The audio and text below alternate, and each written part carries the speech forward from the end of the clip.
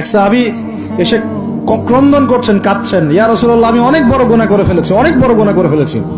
নবীজি বলছেন বাসায় চলে যাও, বাসায় চলে যাও, তোমার মায়ের সেবা করো, গুনাহ মাফ হয়ে যাবে ইনশাআল্লাহ।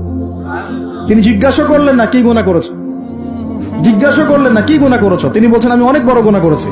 নবীজি বললেন বাসায় চলে যাও, আল্লাহর কাছে ক্ষমা চাও, মায়ের খেদমত করো, গুনাহ মাফ হয়ে যাবে ইনশাআল্লাহ। এরকম ঘটনা আরেকটা ঘটেছিল। তখন নবীজি বলেছিলেন বাসায় যাও, তোমার পিতামাতার খেদমত করো, গুনাহ মাফ হবে। তখন সেই সাহাবী বলছিলেন আমার তো মা বেঁচে নাই, আমার তো মা বেঁচে নাই। তখন নবীজি বলছেন খালা বেঁচে আছে কিনা, খালা বেঁচে আছে, খালার সেবা করো। খালার সেবা করে কয়জন, খালার খোঁজ খবর নেয় কয়জন, এই বিষয়গুলো খেয়াল রাখবেন। যদি আপনি আমি চাই, এটা একটা হাদিস, যদি আপনি আমি চাই, পছন্দ করি যে আল্লাহ পাক আমাকে বেহিসাব রিজিক দান করুক, চাই না আমরা? রিজিক মানে সম্মান, জ্ঞান, খাবার, কাপড়, বাসস্থান, রিজিক, সবকিছু রিজিক, আমাদের সবকিছু রিজিক। জ্ঞানও আমাদের রিজিক, রিজিক না? সুস্থতা রিজিক না? খাবার, কাপড় চোপড়, বাসস্থান, সন্তান সন্ততি, স্ত্রী সন্তান, এগুলো কি রিজিক না?